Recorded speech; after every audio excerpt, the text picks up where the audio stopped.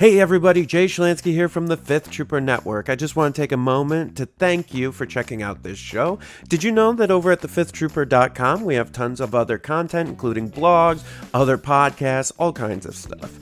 In addition, if you want access to exclusive content, you can join us on patreon.com/thefifthtrooper and join at any level and you'll get access to exclusive blog articles, access to our private Discord, and much more. So please check us out, and thank you so much for all your support.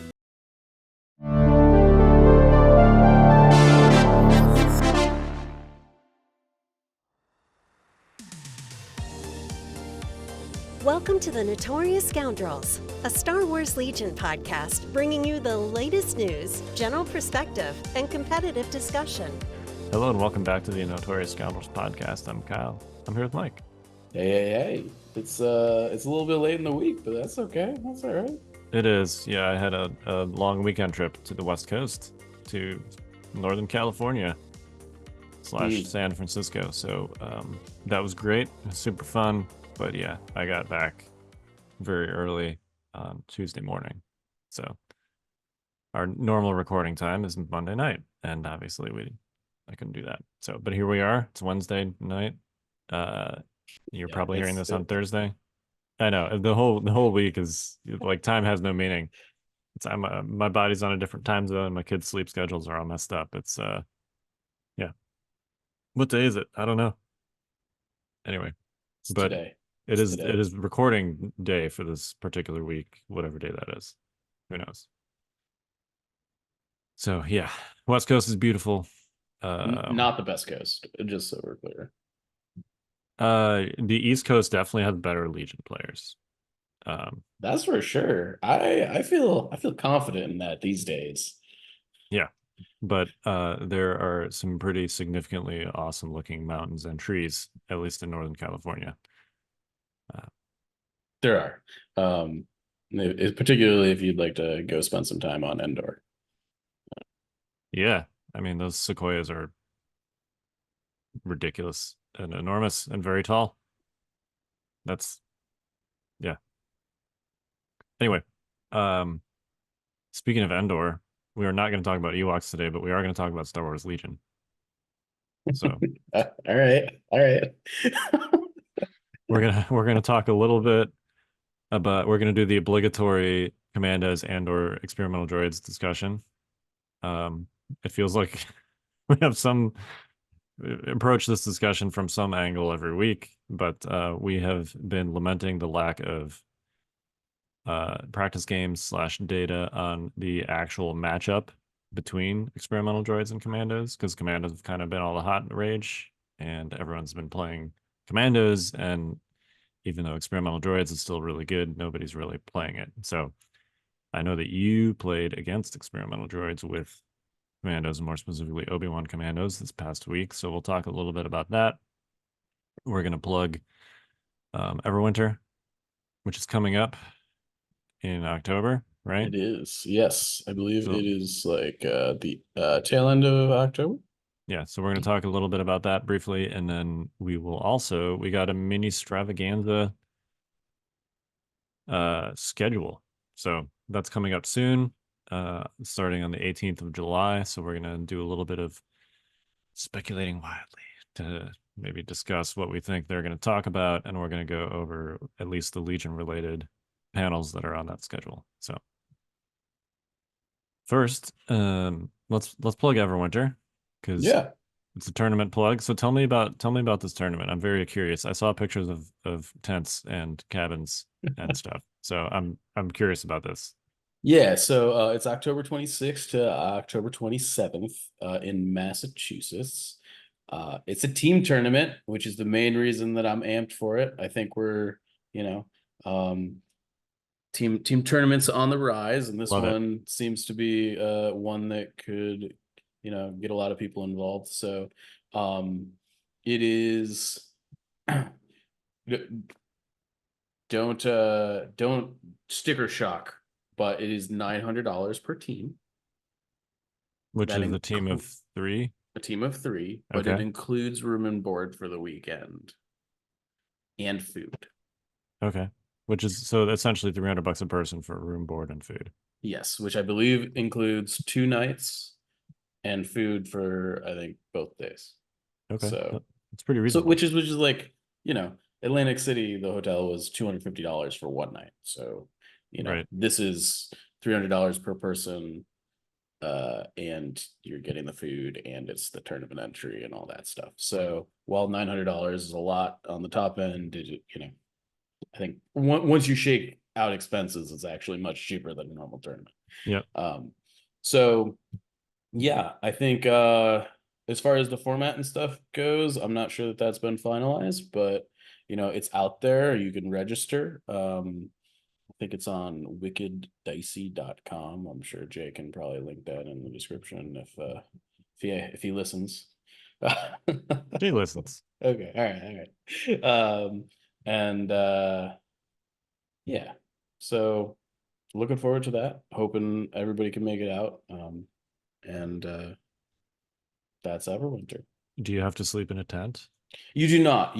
I think so. The room and board, like if you pay the $300 per person, you're getting like a room with bunks in it. Okay.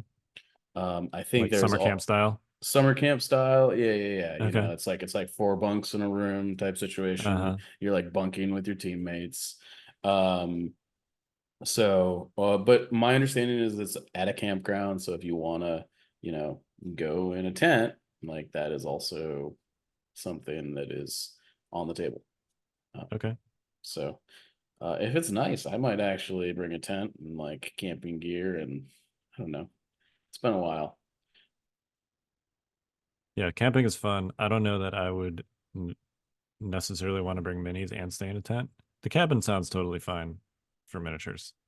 Sure. But I don't know. I mean, like they're in the case the whole time you're not playing, right? sure. So it's Yeah, kind of I guess. whatever. Yeah. It sounds interesting. I love the concept. I love that it's another team tournament. I think team tournaments are really cool. I hope we see more of them. So Yeah, me too. And I know you know, a bunch of the guys from Boston came out to Atlantic City.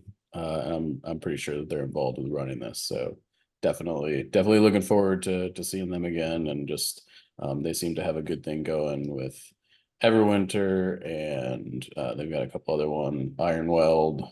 I think they've got a couple other events on their website that they talk about that I'm less familiar with. But Iron Weld was obviously pretty recently. So awesome. All right. So tell me about Mr. Kenobi and how he fares into the menace that is experimental droids. the short answer is he sucks. Okay. The Now short let's frame this a little bit, because Yeah. I think we should sort of refresh people's memories on why we're here. And um, at least internally in our local chat, this has been a big discussion, because I think we've basically concluded that if you're gonna play a commando list, the mirror really sucks unless you're the one with Obi-Wan, Yeah, right? and it's really bad, frankly. If you're in a commandos mirror and you do not have the ability to deal with the high velocity pierce shots, you're just losing clones left, right, and center, which is just not something most clone armies can deal with. No, it's not. You know, like taking attrition of, you know, 3 guys just from 3 clone commando squads plus whatever other damage is coming in. Like you're already losing half a squad a turn to the commandos, and that's assuming that you're like rolling double paint on your saves, right? Like that's assuming you're rolling block into their 2 pierce 1 shots, right? Right.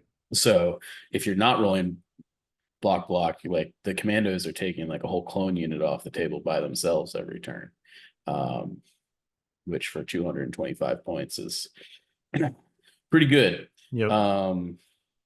So yeah, Kenobi, because of how Ceresu and the keyword Ceresu works and its interaction with Guardian, allows you to Guardian and dodge high velocity shots, Right. which is why Kenobi is the thing that kind of breaks the Republic mirror right now. And the big question was, is Kenobi Commandos anywhere close to good enough to like bringing the EXD matchup to like, I don't know, somewhere where like instead of it being like 85-15 in Experimental Droids' favor, it to like 60-40, right? And after playing the matchup in like the best case scenario, best case turn 0 scenario for the Kenobi list, I am fairly confident that it might improve it like a little bit. It might be like instead of 85-15, it's like 80-20. It's still terrible. It's still bad enough that you just don't want to see Experimental Droids across the table if you're a Republic player. So, can you walk us through your game and describe why you think that is? Yeah, I mean, so our game was a long march, intercept, clear conditions. Okay. And because it was a long march, I was able to basically put the clone commandos basically in scoring the middle point, and also I didn't infiltrate them so that they were scoring. I infiltrated them so that they were under the Suresu force barrier dome, but close to scoring, like a move away, right? Yep. So, and it just came down to like there's not enough ranged firepower in the list to tackle droids coming through at range. Like you're not ever getting through the shields, and the shields immediately come down and go back up because you've got no sharpshooter. You don't have ion. There's just nothing you can do about that. And then they still out-activate you. Eventually, they're going to pop a Katarn armor. And eventually, they're going to eat a clone commando unit. And it kind of turns into a brawl from there. But at the end of the day, those surge token abilities just, they're so backbreaking. It's one of those things where I actually think the matchup, and I think this is true for most EXT clone matchups, is I think clones can put the EXT player in a position where they're actually kind of not able to win the game, except the speed 3 moves bail them out. A lot of the time is how many of my games versus EXT has gone. That obviously there are games where you just get tabled by it, but the games that like are actually close, that you're actually able to put up a fight and like kind of brawl it out, the speed 3 move is just backbreaking, because often it comes down to the amount of action availability and the fact that they can like move shoot in situations where every other unit in the game has to like double move to the center point, and they can move speed 3 to the center point and then shoot or whatever, is just insanely efficient. Yeah, and there are so many objectives that come down to whether or not you can physically get somewhere at a certain point, and having on-demand speed 3 moves for any given trooper unit is just maximum flexibility, maximum firepower. I mean, the thing about it is that in order to beat EXT, you've got to win the gunfight, right? Like first and foremost, like you've got to position yourself in a way or whatever, because if you can't take out and like snowball BX commandos coming off the table, like they're gonna snowball you. And once that happens, like you've got to have not invested so much into shooting them off the table that you've given up your positional awareness and to actually get to the objectives and score them, right? Yep. And the experimental droid player doesn't really have to worry about that as much, because they have a significantly higher access and flexibility in being able to adapt to that situation, because basically every unit in their army that's not a commander can move 50% farther. Right. And the fact that you now have 3 effective infiltrating units as a clone player doesn't change the objective calculus enough in that situation. I think what it does and why I thought it might change the matchup a bit was that it allows you to start the gunfight earlier and more on your terms. In every EXD matchup I've played outside of Kenobi Commandos versus EXD, it always felt like basically EXD painted you into a box in your deployment zone. And you sort of couldn't get out of it because they're holding their BX commandos towards the tail end of the turn, which means they can like speed 3, move and shoot your stuff at range 3. But the Kenobi commando list kind of brings the fight to EXD as opposed to like it removes the I'm have to get to EXD to shoot at them, right? Because you're able to start shooting at them pretty much from the get-go. But at the end of the day, that's nice, but the commandos lack significant firepower without fire support backup in their pools, right? Pretty much if you're throwing shots into droids, you're putting 2 past cover and then they're immediately getting shielded, right? Unless you've got fire support. Right. So the first commando shot is basically stripped, and the Kenobi commando list that we kind of have put together only has 2 commandos in it. Yep. So the first commando shot's out the window, and the second commando shot, like, you got to hope that you get past impervious, or they didn't immediately activate that unit and recovered shields, right? Yep. And in the event that you're able to like bring down the shields at the tail end of a turn on like an unactivated unit, they can just play the recover card, and the shields are immediately back up. And I think they also have a dodge token in that situation. Not the dodge. The dodge obviously doesn't work against high velocity, but if all of a sudden you're like packing a fire support pool together, the dodge starts mattering, right? Yeah, it's a separate card. Is it a separate card? Yeah, the recover card they'll get a little fuzzy to me. Is the one that either does reinforcements at the beginning of the game or recover. They've got Roger Roger, which is just free dodges, and then they've got the 2-pip with the melee disengage that is also free dodges, which is a very good card.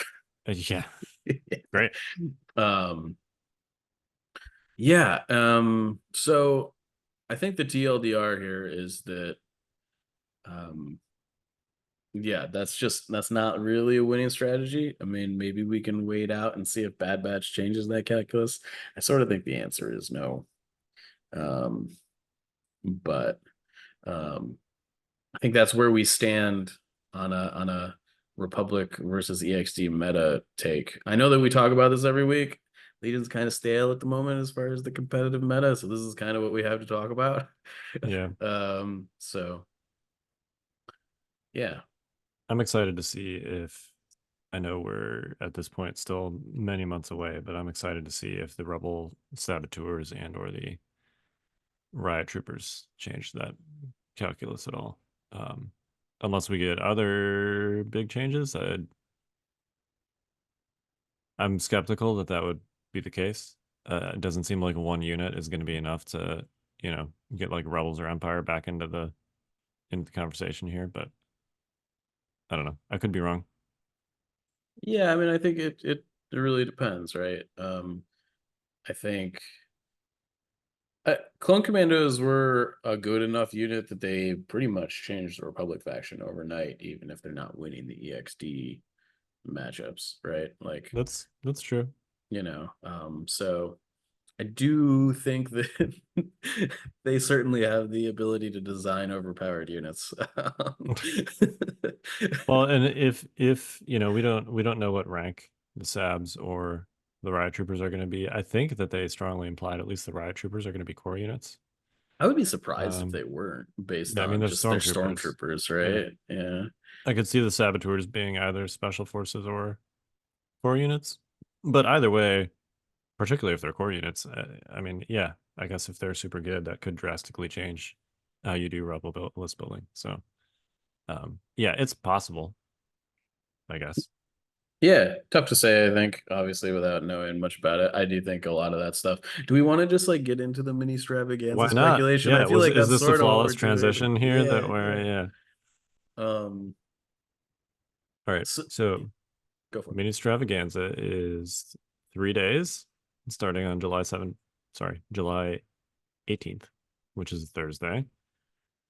That's it starts all the times, at least in the little Instagram thing, are Pacific. I think there's actually a place where it has them like by time zone or something. But the times we're giving, at least on this podcast, are going to be Pacific because that is what I'm looking at right now. So you can do the math. You know what? It's fitting because my body and my brain are still on Pacific time, Still on the West as Coast. well as All my right. kids who are still awake. So yeah, Oh, yeah. So it starts on Thursday. It goes Friday and Saturday. The first Legion event is at 1:30 on Thursday, 1:30 Pacific time. And that is called Star Wars Legion War Table: New Battle Orders. What do you think of? Did I see like little descriptions of this somewhere? This one doesn't have them, but I feel like I saw this. I don't know if there's one with descriptions. I don't think I've seen it, but it All doesn't right, mean it I'm doesn't I'm gonna I'm exist. gonna look while we speculate on what this means. Yeah, I mean, I think new battle orders could mean a lot of things. I think if we're taking it literally, like it could mean that, um, Oh, here like, we go. Okay, oh, all right, I found it. great. These are not really much more detailed than the description of, or than the name, but Let's do it anyways. yeah. All right. New battle orders. Join our development team as they discuss the thought process behind some of our upcoming plans for Star Wars Legion. That's about as vague as Nice. possible. Yeah. Okay. All right. Yeah, I mean, this obviously could be a lot of things. I think the things that stand out to me are like, maybe this is new battle forces, right? Like I mean, Could I be. think Yeah. they have said on several occasions on various interviews that there's going to be a bunch of like non-product related updates that we'll be getting. Last Mini-stravaganza, I think or maybe two Mini-stravaganzas ago, we got the Kashyyyk and EXD. That might have been last It was Mini-stravaganza, the last actually. one. Yeah. Yeah. So, you know, um, uh, new battle forces would be cool. Yep. Maybe they'll be adding commandos to the 501st, if they're listening. Uh, uh, it also, the other thing that stands out to me here is that it's been a long time since we have seen any updates to turn zero stuff at this point, outside of like changing it from like 3 to 4 cards and stuff like that, but Yeah, like we've had some. actual. Well, let's go over what those changes actually have been over time, Sure, yeah. right? So the first major change. So there were two product related ones, right? We got priority supplies and vital assets, both of which just straight up added cards.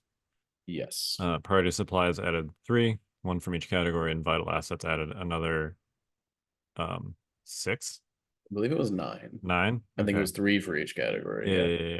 Yeah. 3 for each category. And then we got the 4-card flop, so 4 cards in each row added. I believe that was the 21 update. Mhm. Has And it been then that long? that was definitely in the 2021 update. Okay, wow. All right. So yes, I guess it has been that long. Yeah, it doesn't feel that way, but I believe it at this point. Yeah, that one also had the table side, swapping from blue to red. Mm-hmm. And then in the CRB, we got the tiebreak change, where it was not blue wins if points destroyed and victory points are tied. It was whoever has the lowest bid wins. And that's the grand sum of changes that we've had to the turn zero process since the game was released in 2018. Yeah, my hope here is that they throw the whole turn zero process out the window and start fresh. I know we disagree strongly on this. Yes, I could not uh, disagree more with that statement, but um, But I have been a big proponent over Legion's lifetime that I think turn zero is the weakest part of the game. I understand that it puts a lot of flexibility into creating board states and stuff like that, but it feels to me like turn zero's only purpose is to really make it so that your opponent can play the game as the least as possible. And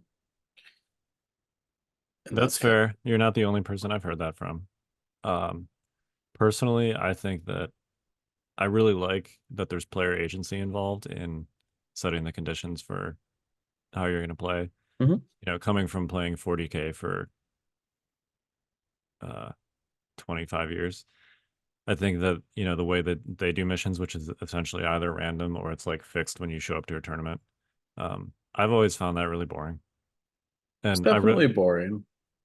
I really liked in Legion how there's like an actual skill expression element to setting the conditions that you're going to play under.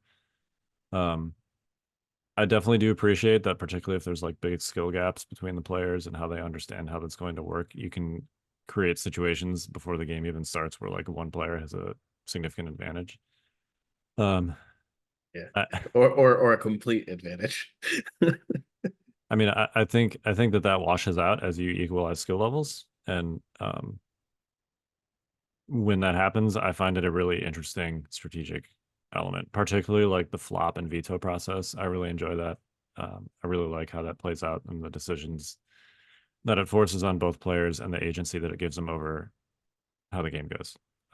I think it's one of the most unique and interesting parts of Legion. And when I defected from 40K to Legion, it was one of the things where I was like, that's really cool. This is one of the big reasons that I like Legion more than 40K.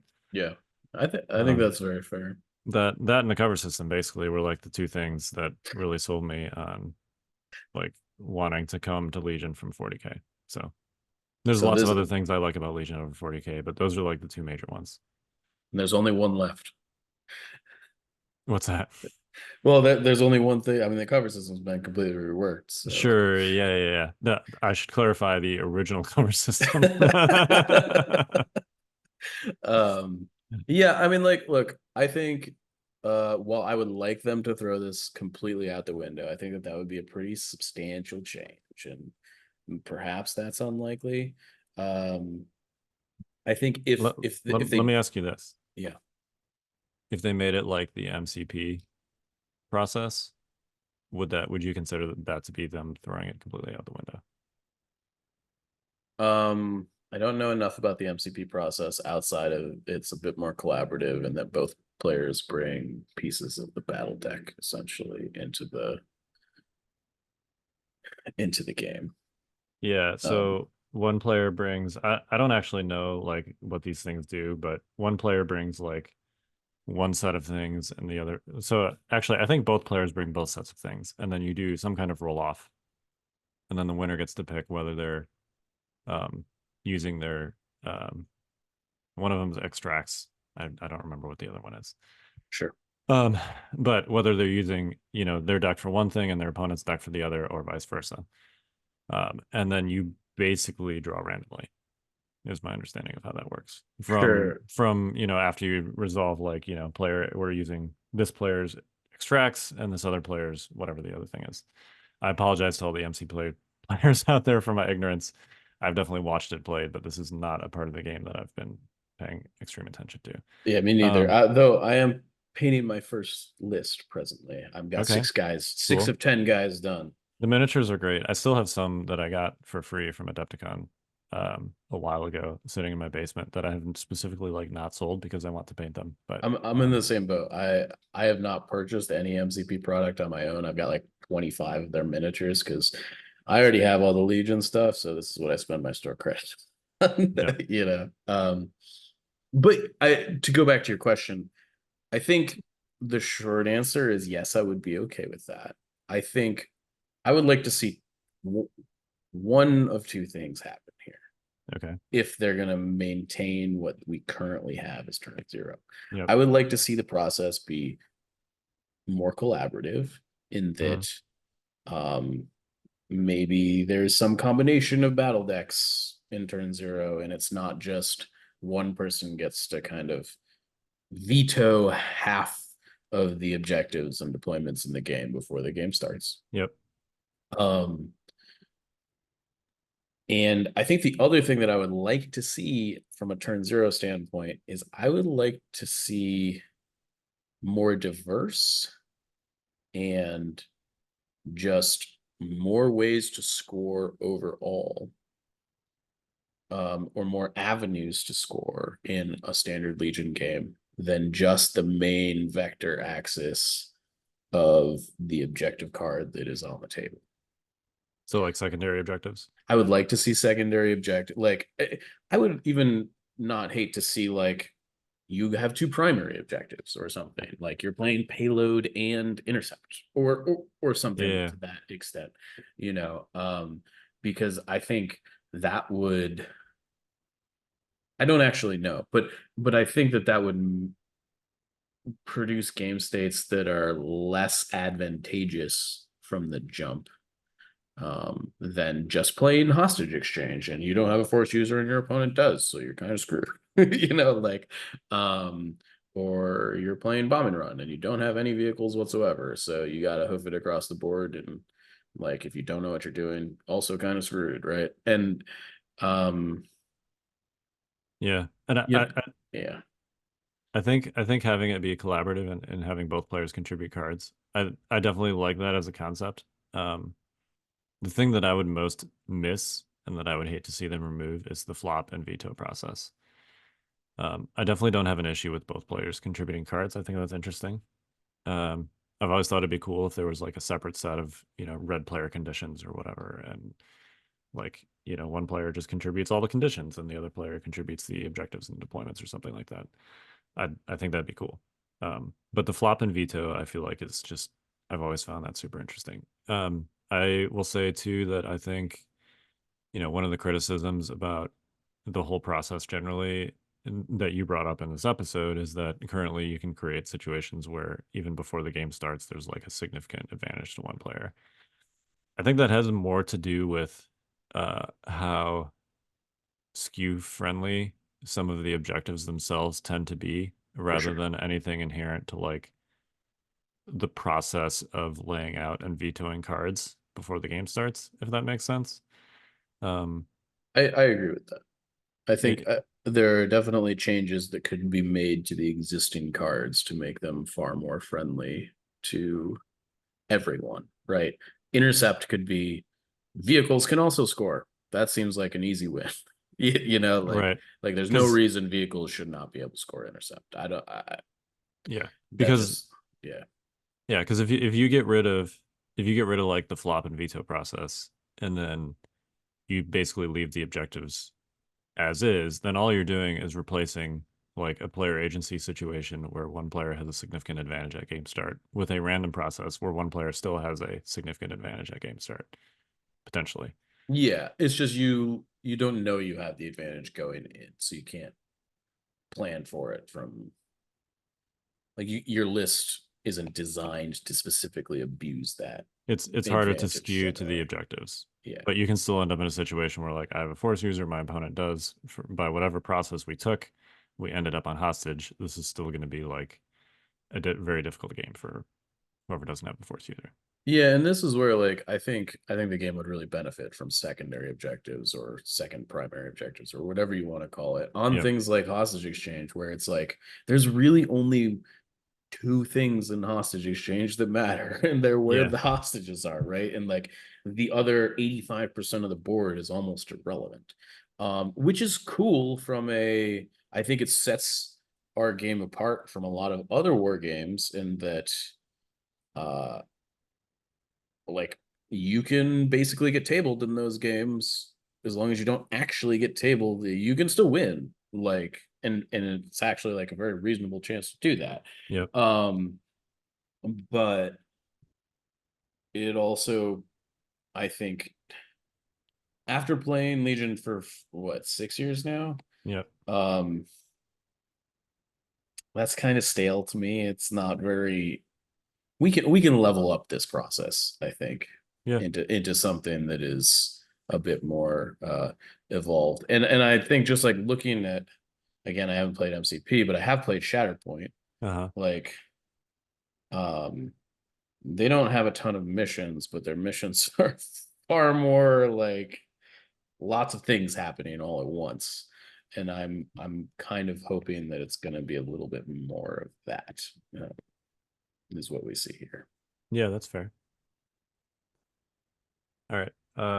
So yeah, new battle orders. That was just the new battle orders section.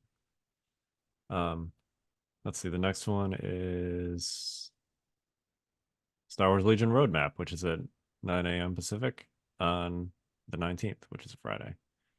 And the description for this one, bear with me, is learn what we have planned for Star Wars Legion and see our estimated timeline for when products are coming to your local game store.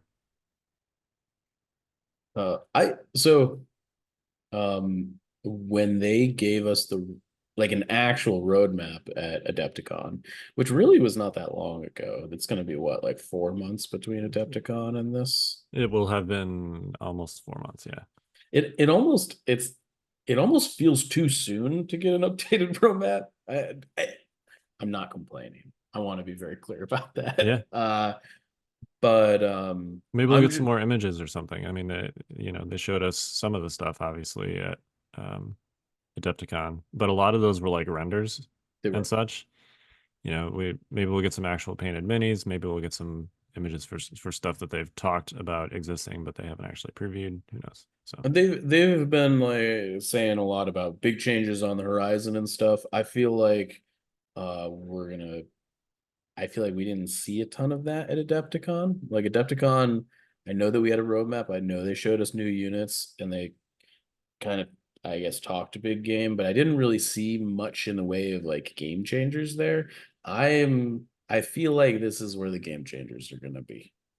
I feel like, I mean, they've been pretty strongly hinting at like a 2.0. Yes. 2.0 maybe is the wrong word, because I think you could argue that CRB was 2.0 or even 2.5, and this would be like 3.0, I guess. But yeah, they've been pretty strongly hinting at some kind of significant changes to the game from a fundamental mechanical perspective. Yeah. And I mean, I think roadmap, I would almost be surprised if we, between them saying stuff like that and basically being like, we're redoing all of the previous sculpts, like I think they would be kind of crazy to not give us new core sets, frankly. That would be the first thing I like in if I were them and I got handed this game and saw that all of the original core sets were soft plastic.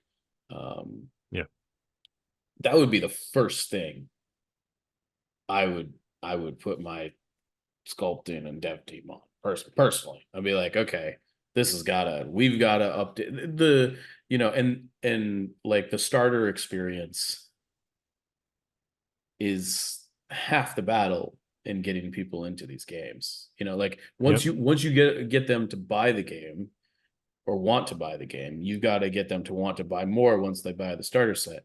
And frankly, well, I really appreciate everything FFG did for the game. The starter kits sucked. They were terrible. They were like, don't get me wrong, the models were good, the rules were good, but they're just the FFG like 2-player starters that gave you like 25% of an army on each side and didn't allow you to actually play the game without buying $200 worth of other extra stuff were not a good entry point. Even if you set aside the fact that the miniatures themselves were terrible. Sure, I mean they were good for the time. They were good for what they were, right? Yeah.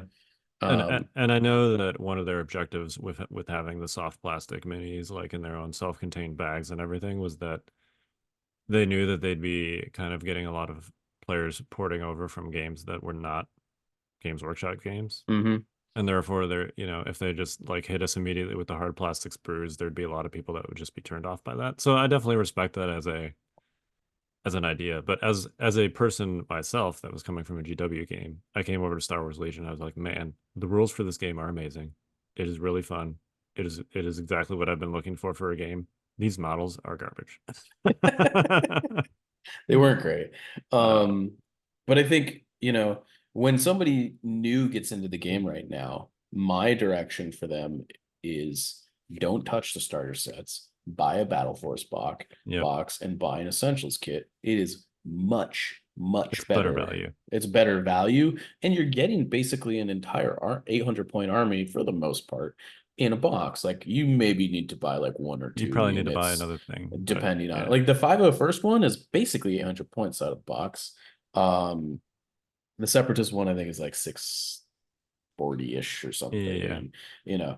And it's just they're much better. Whereas, the Rebel side of the core set in the OG one is what? It's 2 core troopers, and ATRT, and Commander Luke. Commander Luke's like 180, 2 Rebel troopers are like another 120. So that's what, 300 points plus an ATRT. Like you're not even halfway to an army. Yeah, it's like right? a third of an army, basically. Yeah. Like, and that's if you actually use the things that you're getting in the core set, which currently are not very good. Which are not good, right? And to boot, my biggest issue with the core sets is that if you take them out of the box and like try to play a game with them, the game you play doesn't feel in any way, shape, or form like what Legion feels like when you're playing an actual game. Yep.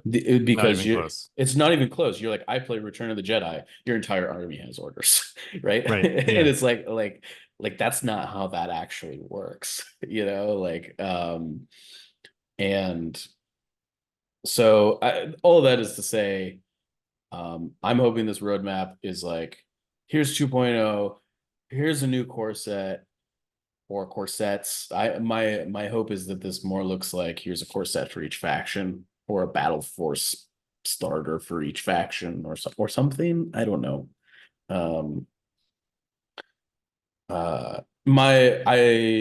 I have bought the Shatterpoint core set, and I have bought the MCP core set. I know that I have not like a big thing on like things AMG has done, but they can make a core set. Yeah. And they can do a really good job at it. I will high five, guys. Hey, you guys knock them out of the park. Well, and at least so there's kind of 2 different markets for a core set, right? There's your primary one, which is going to be new players getting into the game. Yep. But I think it's also relevant to try and give current players a reason to buy the core set. Absolutely. And at least for me personally, just the fact that they're doing these original models in hard plastic, that's going to be enough for me, where I'm going to be like, I want to go just replace all of my Rebel troopers and my Stormtroopers. Because like I want the new miniatures. I'm with you. I think what I would expect if we're getting new core sets is not only new miniatures, but new movement tools, new range rulers that probably look a little bit more dope. The MCP and the Shatterpoint core sets both come with basically enough terrain to play a game on. Yeah, which for Legion is probably not realistic from a financial perspective. But what I'm trying to say there fundamentally is that I would expect there to be several terrain pieces in a new core set, because that seems to matter to them a lot. And I'm on board with that. The Shatterpoint one, like literally, it's almost a whole table. It's not quite a whole table, but it's basically a whole table for a 3x3. You can get away with playing it, and you don't feel bad when you're playing Shatterpoint if you're just using the terrain in the core box. It's enough, I don't know so much about MCP because I haven't actually played the game yet,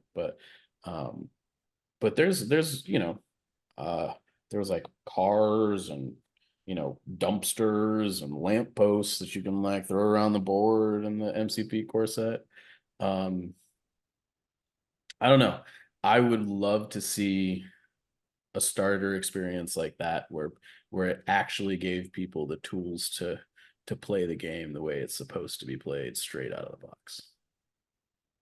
Yeah, and they've already previewed one like Legion terrain set that's designed to be functional. Not the bunker and the ATST and X-Wing were not, but they sort of non-functional. Yeah. They're basically just ginormous blocky pieces of area terrain. Yeah. For the most part. The bunker you could use as like an obstacle terrain type thing.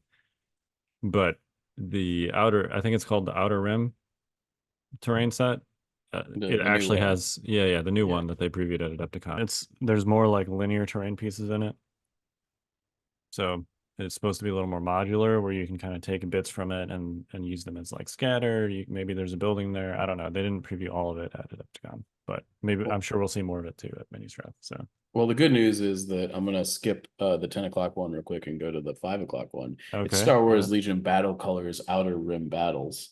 Battle Colors is generally a painting seminar with Dallas Kemp, and Outer Rim Battles almost certainly is the Outer Rim terrain pack. I would suspect. yeah, seems very So likely. I imagine we'll see exactly what's in that kit. Probably Yeah, during that session. yeah, that'd be great. So Okay. Any other more speculation? I mean, that's definitely what I would like to see. I would like to also see them focus on heroes a bit more, I think.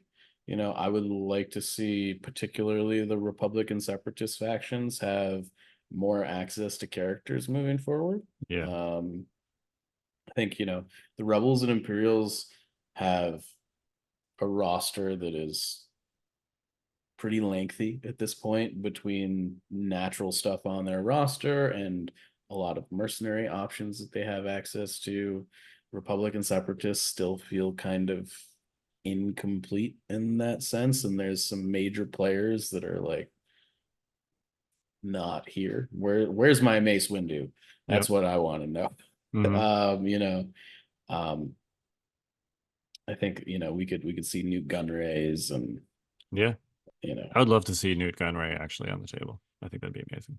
yeah, make droid echoes great again, right? Yeah. Like, Mm-hmm. so I don't know. I think there's a lot of room for that. I also, I know that this is probably going to be kind of controversial, but if long as we're doing new core sets, give me some First Order and Resistance box sets. I'd love to see that too. I am not a fan on the whole of the movie, of the sequels. Sure. This is not the forum for that. Rise of Skywalker But sucked, but yes, continue. it was, yeah, terrible. But I really enjoyed a lot of the characters from that series, even if the movies themselves are terrible. I think you could make some pretty interesting Legion concepts out of a lot of those characters. Clearly, they'd have to flesh out the kind of the land battle aspect of them a little bit. That particular series is a little bit light on that aspect. Yeah, I Um, think that they could take a similar approach that they took with um like the Shadow Collective battle force, and that like here's a resistance battle force, or resistance units maybe even could be taken in the rebellion, yeah. because they're like pretty samey. But like First Hmm. Order stuff could very easily be like, this is a First Order battle force, and you take First Order units, and maybe you can like take stormtroopers and stuff because it's, I don't know, some of the Imperial remnant joined on, or whatever. I don't Yeah. know. But I think mostly I would just love to be putting like Rey and Kylo and Yes. all those characters on the table, because they're fun characters. They're cool characters. I would love to put Poe Dameron on the table and run around shooting people with blasters and stuff. Yeah. Um, so that's I mean, definitely a hope on my end of things. if it can work in Battlefront, it can work in Legion. That's right, right. Like we just started playing Battlefront 2 the other day again, and we like queued into a game, and we were rebels, and I was like, wait, Ray is right here. Like this, what are we doing? Like just put her in Legion. Like Yep. you know, um, I don't know. I think there's a lot of room for cool stuff there, and uh, also I'd love to see Gungans, but that's Yeah. yeah. Gungans would be awesome. Yeah. The EXD counter we need. The EXD counter we need. Every unit has ion. Yep. Just a bunch of ion slingshots and stuff. Yeah. Yeah. Unfortunately, can't shoot farther than range 1. But maybe, I mean, like the big elephant looking things with the shield generators might make it so that EXD's got to close to range 2 before they can shoot you or something. Right. Yeah, exactly. And then I get So hit in the face by a bunch of ion rocks Yeah. or whatever those things are. So I guess we'll see. But Yeah. what are you looking for out of this? I feel like What would I like? What would I like to see? Yeah. It's probably not what we're gonna get. We already did kind of a like 2.0 versus not 2.0 episode. I would like to see just a lot of the existing stuff kind of tightened up. I know this is like a kind of a basic request, but over time, I feel like there's been some cracks and some holes in the dam, and you can only put your fingers like in so many. And uh, I'd love to just see a lot of that stuff cleaned up. I, that's not like a splashy ask. No, it's not. I'd like to see less reliance on the forums. If we're talking about some kind of rules overhaul. What was the one that we saw the other day about detachment? Oh, that you have to do it like in a specific order, I think. Yeah, there was and here. I have it right here. I think again, maybe they would not do this, but I would love to see maybe as like a supplement to the CRB, a rule set that kind of incorporates forum rulings that's organized more like the RRG, where you can search by topic. I know that would be a ginormous document, but frankly, I find searching the forums for stuff to be horrible. And I'd love to see that. It wouldn't even be like new stuff necessarily. It would just be a reorganization of existing stuff they've written into like another PDF. Keep the CRB if that's like your how do I learn to play the game thing for new players. But I would love to see a more organized glossary style look by topic type rules document that incorporated forum stuff.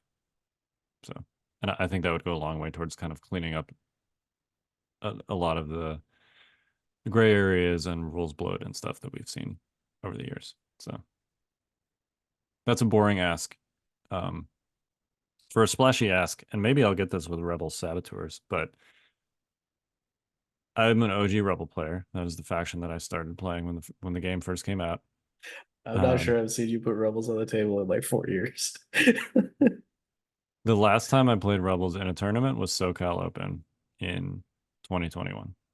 And I did win that tournament. 3 years. So 3 years. Okay. It has been 3 years. But they were my OG faction love. I defected to Empire in 2019 sometime with good results. I didn't go back to Rebels until that 2021 random dalliance. And then of course over time I added Separatists and clones. And Shadow Collective, actually, although I've never played. That's the one faction I've not played in a tournament, Shadow Collective. Now's not the time to start, I think. Unless I want to do buses, but that's not really my play style. So yeah, that's fair. Anyway, I would love to see Rebels get more of like a guerrilla warfare style faction identity.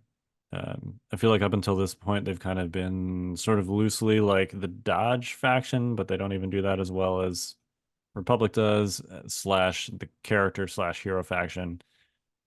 And which is great, right? There's a lot of interesting characters in Rebels, but I would love to see something like more stuff, kind of like Cad Bane's tokens. Sure. Not necessarily the physical tokens themselves, like not necessarily copy that mechanic, but just more hidden information type things that Rebels can do. Maybe Saw Gerrera to, more movement shenanigans, movement, hidden information. I'd love to see more of that be part of like the Rebel faction identity and give me a reason to go back to them besides just like, I want to play characters, I guess. So yeah, I mean, I think to your point there, and maybe, kind of like also intertwining that with the idea of kind of, we're thinking there's like a 2.0 / new core sets coming. Like it is I mean, the original identity for Rebels and Imperials was this is the Dodge faction and this is the AIM faction, basically, right? Yeah. One was supposed to be more offensive, one was supposed to be more This was when defensive. we had much simpler mechanics and stuff. Yeah, this was when putting one hit past cover was like a big deal, right? Right. Yep. And we've very much moved on from that Yep. phase of the game, and we're definitely at a point where Rebels and Imperials don't have faction identities right now. I think as far as mechanics that drive them forward in the game go, outside of, yes, this faction has characters and this faction has some efficient units, but those aren't really things that define those factions. They're just like things they can take, I don't know. They don't have like faction-wide special rules like Yeah, token sharing or the order control stuff.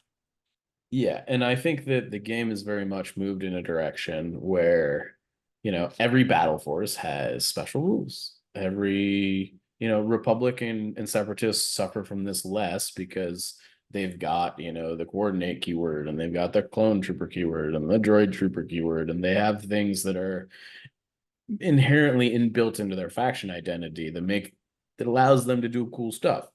But rebel troopers or veterans or stormtroopers or shore troopers, like, there's not really much there outside of them. They're just units, they're just dudes on the table, right? Yeah. And I don't know that you need like a faction-wide special rule necessarily to establish a faction identity, but it definitely feels like their original identities have kind of been washed out a little bit. And I think that will continue to happen as Republic and Separatists get more units. I agree. Because a lot of their identity has been kind of tied up in the fact that they have so much unit variety. Like Empire, I think you could argue, is the bounty hunter faction because they can take all the bounty hunters. But as Separatists and Republic get more units, that's going to be less of a thing, right? So yeah, as the more bounty hunters get introduced into Separatists or Shadow Collective or whatever, that'll kind of go away. And I think the stuff that they previewed at Adepticon, which I assume we're going to see more of here, with like being able to like embed Jedi into squads, or I think one of the things that we haven't talked about the Legion battle colors Imperial Enforcement yet is that there's going to be that's got to be them painting riot troopers, I assume. And they had the K2 security droids that you can put in those things. I would love to be able to put those in regular stormtrooper units too. Or just to kind of like, maybe they've got some enhancing thing that allows you to, I don't know. I think based on what they showed us, I think that there will be actual miniature upgrades for like squads that all kind of give you that faction identity a little bit more, I hope. Yeah, definitely. All right. The next one on here is the Imperial Enforcement, which is at 10 a.m. And that's Dallas takes his brush to the Imperial Riot Control Squad. So we'll get to see them being painted, which is great. Yeah. I'm looking forward to that unit. I think it's pretty interesting. Yeah, it certainly look very cool. It will be interesting to see what. I mean, like, I'm imagining just being able to build an army full of like melee core units with Royal Guard and Darth Vader. It's essentially the Wookiee battle force, but for Empire. With Vader. With Vader instead of Yoda, right? Which sounds kind of terrifying, actually. So I guess we'll see what that looks like. But and then we've got the Outer Rim battles, which we already talked about, but that's the painting of the terrain. And then there is Star Wars Legion War Table, Theaters of War, at 12:30 on the following day. So this would be on Saturday. From special ops to new ways to engage in full-scale battle, join us for a look at some of the newest experiences being added to Star Wars Legion. New game modes is what this sounds like to me. Yeah, which is cool, I suppose. I'm glad that they mentioned Spec Ops. I hope they fix everything that's broken about it. I I think it's a cool game mode. I think I've had a lot of fun playing it. It is very clearly broken. As far as unit balance is concerned. Just as far as like some of the missions just like are unplayable as far as like Okay. how they actually operate. Like Okay. it's impossible to like win some of them. Oh, okay. That sounds like a as problem. as one side, and it's like not particularly close. I don't know. And yeah. Um so you know, it's more supposed to be a fun thing, so maybe balance is not the thing, but I don't know, like it seems like even if it's a fun thing, both players should be able to win. Yeah, But balance is still like a basic checkbox that you need to hit for something to be something that two people want to play with each yeah. You know, so unless you're doing like a Mordheim type thing where there's like unit experience and characters gaining abilities and stuff, where the point of the battle you're fighting is not to win, but to actually like get some inherent like campaign benefit or something, like both players need to be able to win the game, right? Yeah. So point being, I'm glad that they mentioned Spec Ops here. I hope we see some tweaks, updates to that. Uh, I'm a little bit interested to see what else they're gonna say here. Just because uh, I hope they don't bite off more than they can chew. With new experiences, is my main concern. Yeah, and I'm curious how much of this is like literally a new game mode versus just like a different tournament format. Like I'd love to see some official rules for a team tournament format. Sure, yeah. I I'm definitely, leaning. My gut says the former because they don't seem to place a lot of emphasis on yeah, I the would be latter. surprised if we got team tournaments, to be honest. Yeah, that's what I'd like to see. I'm not saying that I expect to see that necessarily. I don't know that, at least for me personally, the game mode that I'm always going to be most interested in is whatever the standard competitive tournament format is. So to the extent that they're like adding new, you know, play in your garage, do whatever you want kind of game modes, that's never really interested me and likely won't continue to. Um, but uh, some people like that kind of stuff. Yeah, I mean, I definitely would love to see some refinement or maybe objective condition deployment or some sort of things for like Grand Army stuff Yeah, that is more than just you're playing on a slightly bigger table with twice the amount of stuff, which is yeah, cool, but like I think you can do more with that. What I really would love to see here, if it was me, and it's not, so it probably won't be, yeah. is rules for narrative campaigns. I would love to see, and I know that this isn't your wheelhouse, but Well, hang on. I uh, think because you're talking about like Mordheim style almost, where I'm stuff talking like improves yes. for. What I'm talking about is like I would love to be able to play through like episodes 4, 5, and 6 narratively, where like consequences in each Yep. thing mattered, and play through the movies essentially, or play through the Clone Wars TV show, or have like a map-based campaign that was also like kind of had narrative rules. If they did that, I would jump for joy and leap for the stars. I think that would be fantastic to have something official that is in any way, shape, or form like that. I think some kind of, whether it's like canon related narrative or not, some kind of campaign format where you have progression Yeah. from one game to the next is probably the one thing that would potentially like break me out of my I want to play the standard format uh mentality. Because personally I loved, you brought up Mordheim. That was one of my favorite games Well, it's growing up. fantastic. It's a Yeah. great game. It's got so much personality, like I played The one I played most was Witch Hunters, the warband. Sure, And I sure. still remember my like grizzled old witch hunter captain that would just like never die, but he would get all these horrific injuries. So he had like a peg leg, he had one eye, he had like half an arm, but he was still alive. Yeah, yeah. And shoot his crossbow with one hand basically. And yeah, I think that would be cool to have some kind of format where your choices persisted from one game to the next. I'd For be up sure. for that. Yeah, I think that would be a home run. I think that would be huge. Just I think for good or for ill, Legion, at least up until this point, is very much been defined by the 800-point game mode. Yeah. That is Legion. People Yeah. can And tell I don't you think that's otherwise necessarily a and bad thing. make claims that it's not. And I'm sorry, they're wrong. Like Skirmish and Spec Ops and things like it have just not ever caught on. It might be like there might be pockets of people playing it, but that is just not what the game is right now.